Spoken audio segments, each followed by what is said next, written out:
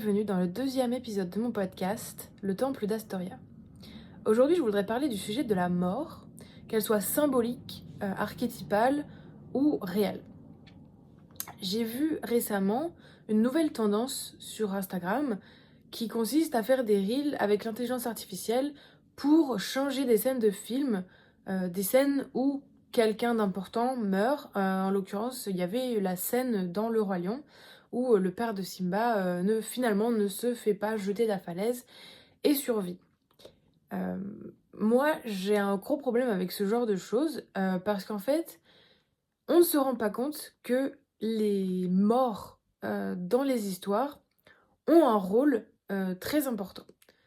Et ça, c'est une tendance que j'avais déjà repérée avant, où en fait, dans les films, les héros ne meurent jamais vraiment. Il y a toujours une fin où le héros meurt et en fait, il renaît de façon surprenante et tout le monde est en larmes et c'est merveilleux, tout le monde est content et voilà, la fin se termine bien. Mais on a aussi cette tendance dans les jeux vidéo. Dans les jeux vidéo, on ne peut pas mourir. C'est très rare les jeux vidéo où on meurt. On peut toujours recommencer. Après, voilà, c'est aussi pour pouvoir s'amuser sur le jeu. Mais par exemple, ça va plus loin. Par exemple, dans Minecraft, on peut carrément garder son inventaire, tous ses outils, toutes ses armes, même si on meurt, quoi. Et donc, en fait, ça nous fait avancer pour ma génération avec cette sensation de je peux toujours recommencer, rien n'est jamais vraiment perdu. Et autant je pense qu'en effet on peut recommencer beaucoup de choses, on peut se relever après chaque échec, autant je pense que ça nous déconnecte finalement de la finalité de la vie et ça nous fait du coup perdre notre temps. Enfin, ça fait qu'en fait, on perd beaucoup plus facilement notre temps sur les réseaux sociaux, par exemple, à scroller pendant des heures, à regarder des vidéos YouTube sans intérêt, enfin, à perdre notre temps et à ne pas se connecter et à ne pas faire ce dont on rêve, parce qu'en fait, finalement, on n'a pas cette connexion à la mort. En fait, quand on voit aussi comment ça nous impacte dans la vie, tout au long de la vie, c'est qu'en fait, on peut avoir aussi des rejets de certaines phases de vie, de certains passages d'identité. Par exemple, de jeune fille à femme, de femme à mère, de mère à grand-mère, ou femme ménopausée en tout cas. Et malheureusement, ça fait des initiations, surtout chez les femmes, parce que pour les hommes, malheureusement, je ne peux pas m'exprimer, je ne sais pas comment ça se passe pour eux. Mais pour les femmes, ça fait des initiations qui ne sont pas terminées. Ça fait des passages qui peuvent à la limite passer socialement, mais qui ne sont pas complétés, parce qu'il y a encore une partie qui s'accroche à l'ancien.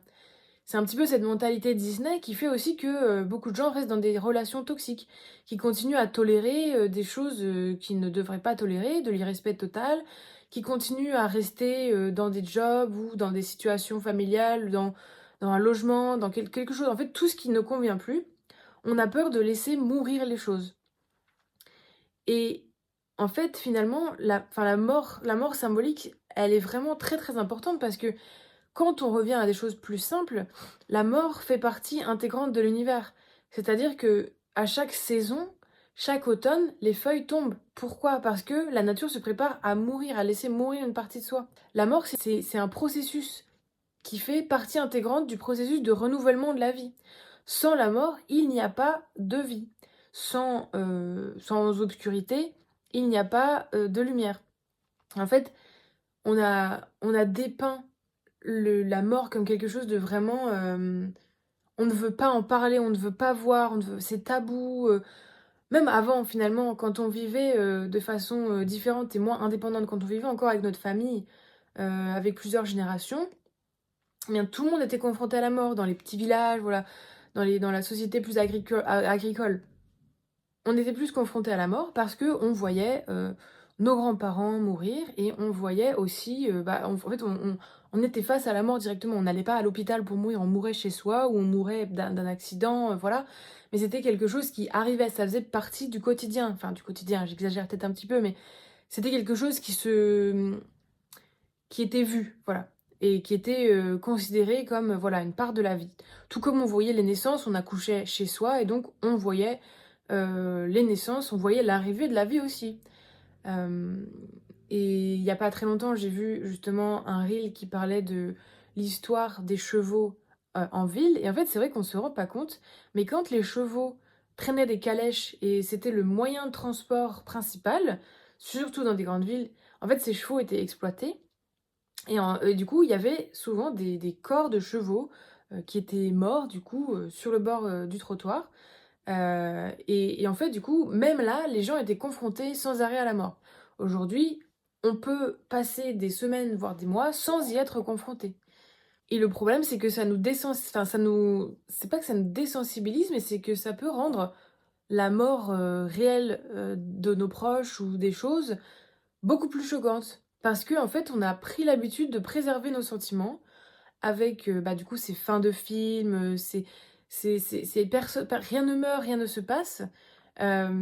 Donc forcément, on en fait quelque chose d'ultra choquant et c'est pour ça qu'on voit qu'il y a aussi énormément de curiosité, morbide. Par exemple, quand il y a un accident ou quand, il y a quelque chose comme ça, les gens en font un divertissement et non pas en fait, on ne respecte pas ce passage de vie comme l'initiation sacrée qu'elle est. Et en fait, je pense que ça va même plus loin.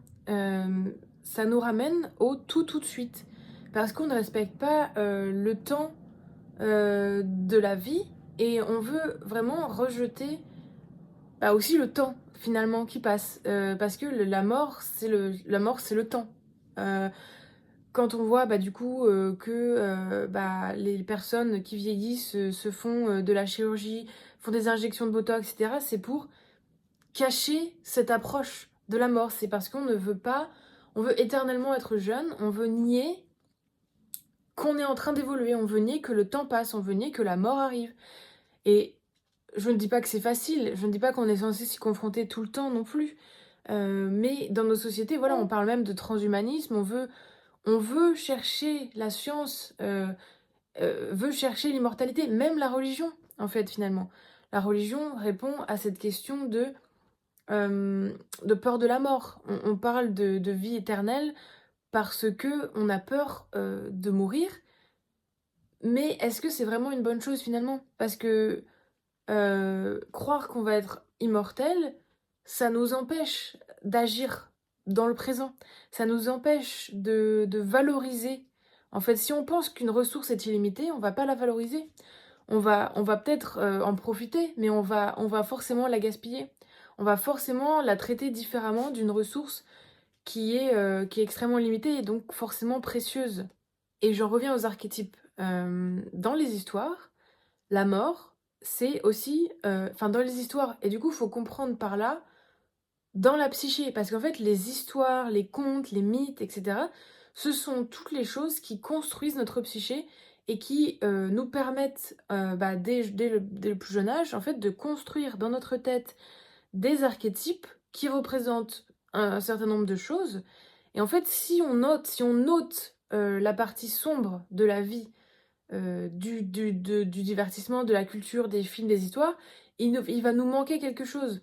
Il va manquer quelque chose dans l'inconscient collectif finalement.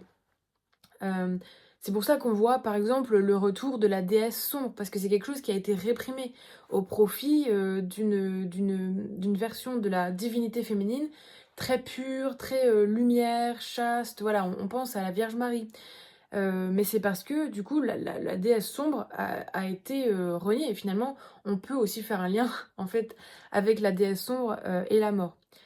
Mais du coup parce que du coup la déesse sombre va vraiment représenter ce processus de mort. C'est la déesse sombre qui règne sur l'automne, l'hiver, sur la mort des choses et qui va les transformer dans le monde d'en bas. Et du coup, ces archétypes dans la psyché, ils nous préparent aussi en quelque sorte à la vie. Il nous prépare aux difficultés qui vont arriver et ça nous permet en fait de régler ces choses dans notre cerveau. Euh, et dans les histoires, la mort, ça symbolise le lâcher-prise de l'ancienne vie pour la nouvelle. Ça ne parle pas de mort de quelqu'un, en fait c'est s'arrêter à la surface. Par exemple, on voit dans Bambi, enfin même dans Le Roi Lion, en fait, dans beaucoup de Disney, le parent, le bon parent, meurt. Mais en fait, il meurt symboliquement pour que le héros ben, devienne un héros, devienne le roi de la forêt, devienne le roi de la jungle, etc. C'est grâce à cette mort que la place se fait. En fait, ça ne parle pas de nos parents, ça ne parle pas de nous, ça parle d'un processus qui se fait déjà dans la nature, mais qui se fait aussi de manière intangible dans notre vie en général. C'est-à-dire que pour que quelque chose puisse prendre la place, il faut que quelque chose d'autre s'en aille, et donc meure symboliquement. Et donc quand on rejette ce cycle-là, eh bien on s'accroche indéfiniment aux choses. On ne veut pas lâcher, on ne veut pas quitter un partenaire toxique, on ne veut pas quitter notre job qui nous plaît pas. On veut pas changer de situation en fait. On reste, on stagne. En fait, si on imagine par exemple une mare d'eau, euh, elle ne quitte, il y a des choses, ça ne part pas, il n'y a pas de circulation. La mort permet la circulation des choses finalement.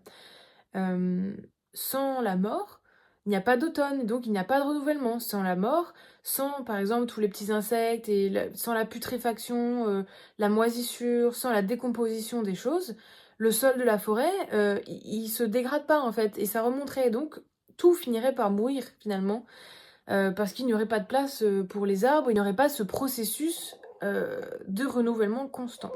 Et donc pourquoi est-ce que c'est important de retrouver cet archétype de la mort, en l'occurrence pour les femmes?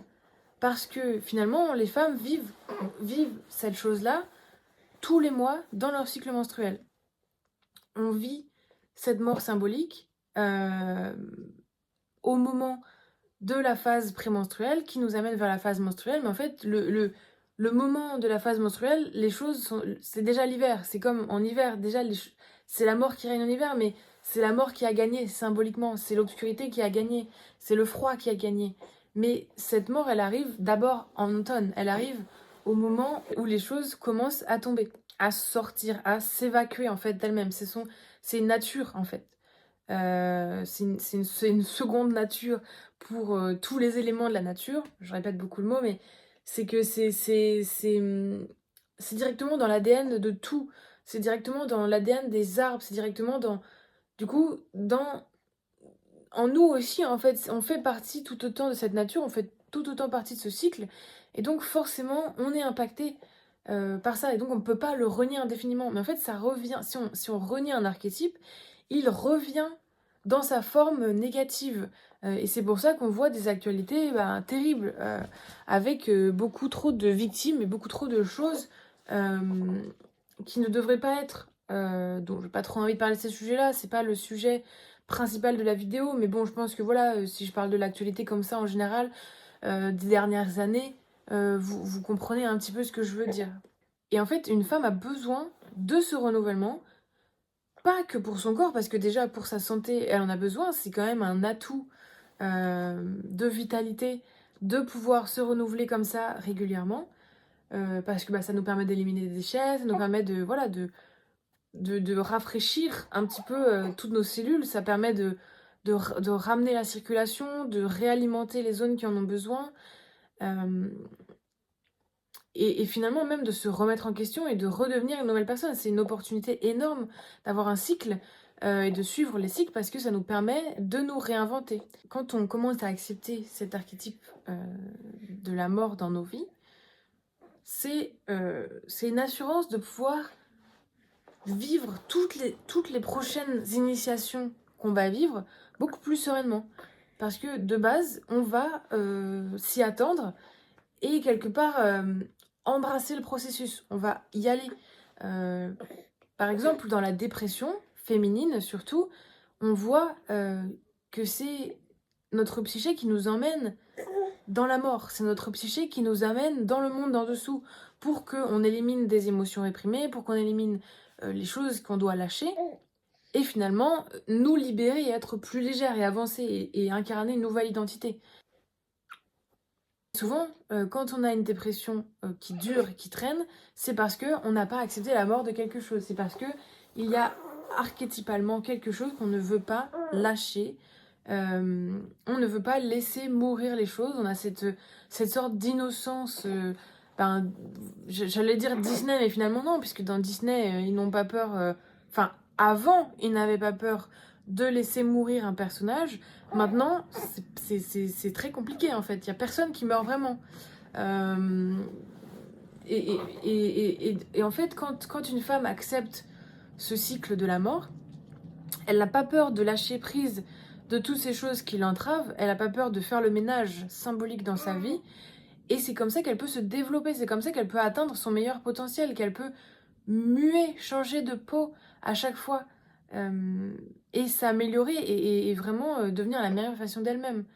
Euh, et je pense aussi que c'est primordial de trouver la paix avec sa relation avec la mort symbolique, parce que bah, ça nous prépare aussi au changement de vie. Ça nous prépare à accepter l'initiation de devenir maman, de passer à la ménopause, de devenir une grand-mère, de vieillir, voilà, etc.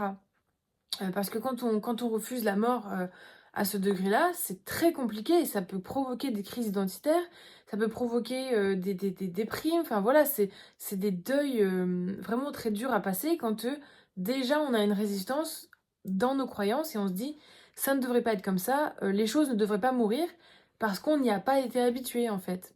Et je pense que c'était pour les anciens, je ne peux pas me, me positionner sur une époque, mais je pense que c'était plus simple pour eux d'accepter la mort. Moi, je vois déjà ma grand-mère, euh, elle a une personne de sa famille qui est morte très jeune, et quand je lui en parle, bien, elle me répond, bah, c'était comme ça à l'époque, c'était comme ça. On était habitués finalement. Enfin, non pas que ça n'enlève pas le choc et la douleur, mais en fait, ça faisait partie de la vie. Ça faisait partie, voilà, intégrante des choses.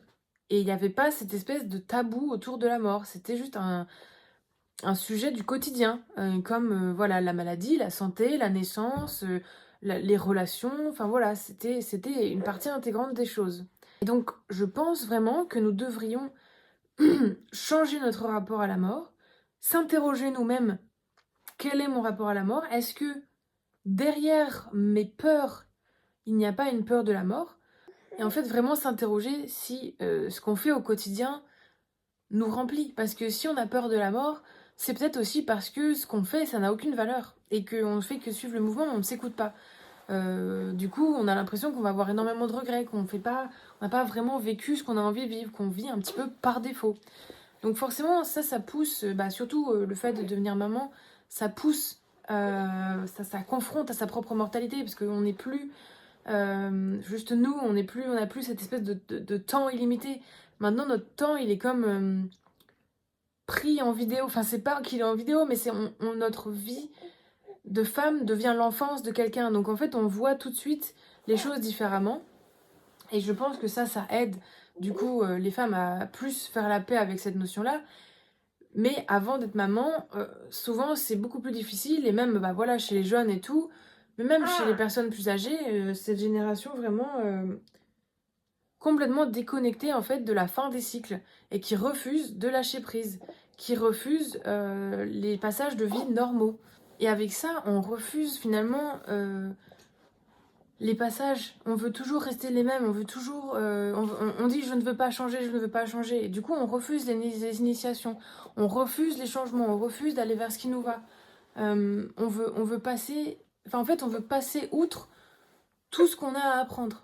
On voit ça aussi dans le refus de la douleur, on veut pas souffrir, on veut éviter voilà, toutes ces choses. On prend des antidouleurs à tout bout de champ, on veut pas entendre le message en fait, on veut pas se laisser forger par le feu du négatif, de l'ombre finalement. Parce que pour moi, tout ça, s'il y avait que deux archétypes, il y aurait l'archétype de la vie et l'archétype de la mort. Et c'est ça en fait qui régit absolument tous les principes de l'univers. Et donc quand on évite à tout prix la douleur, à tout prix les messages de notre corps, on n'entend pas, parce que par exemple quand on a des douleurs, ça veut dire qu'il y a quelque chose à changer. Ça veut dire que voilà, il faut faire une adaptation, donc il faut passer à un autre stade de vie, il faut prendre en maturité, donc il faut laisser mourir une partie de nous. Il faut laisser partir la partie enfantine, il faut laisser partir la partie irresponsable, voilà, il faut voilà, changer son alimentation, donc faut laisser partir la partie qui veut absolument manger des sucreries. Et, Et c'est pas facile, bien évidemment que c'est difficile, mais il n'y a que ça qui permet d'avoir une existence réellement équilibrée et réellement sereine, parce que du coup, on n'est pas choqué du côté négatif de la vie. Ce qui est paradoxal dans tout ça, c'est que au final, on consomme la mort partout. Quand même, on regarde des séries où c'est extrêmement violent, où c'est la mort à droite à gauche, etc. Là, du coup, pour moi, c'est différent parce qu'on sort de la construction archétypale, on sort du conte de l'enfance, quoi. Euh, et en fait, voilà, on veut éviter à la fois cette souffrance, mais en même temps, bah voilà, comme je disais tout à l'heure, ça devient un divertissement. Quand elle est là, c'est un divertissement. Et en fait, tout ça, c'est juste un inconfort avec ce qui doit se terminer. En fait, c'est un inconfort avec ce qui est cruel, avec le côté cruel de la vie. Euh, et donc ça fait aussi que du coup, on se remet pas en question parce qu'on ne veut pas accepter l'inconfort et le malaise. Et donc, bien, pour finir, je n'ai pas d'autres réponses à vous donner, mais seulement des questions. Euh, Quel est votre rapport à la mort? Où est-ce que la symbolique, l'archétype de la mort se retrouve dans votre vie? Et comment est-ce que vous pouvez remarquer que vous l'évitez ou alors que vous la consommez comme un divertissement et que du coup elle a perdu sa sacralité, elle a perdu cette notion de passage initiatique. Est-ce que vous avez peur de lâcher les choses? Est-ce que vous avez peur de passer à une autre étape de vie? Est-ce que vous voulez rester un enfant toute votre vie, par exemple? Vous avez peur de voilà, devenir adulte, devenir parent, vieillir peut-être aussi, vouloir rester jeune à tout prix, c'est finalement dommage parce qu'en fait, ça nous limite dans notre acquisition de jeunesse, de sagesse, pardon. Ça nous limite dans notre sagesse. Et je pense qu'on ne peut être sage et serein et bien dans sa vie et équilibré en bonne santé que si on accepte pleinement toutes ces initiations et qu'on fait euh, tout pour se sentir serein face à ça. Voilà, j'espère que cette vidéo vous aura fait réfléchir et si jamais vous avez des suggestions, n'hésitez pas à les mettre en commentaire. À bientôt!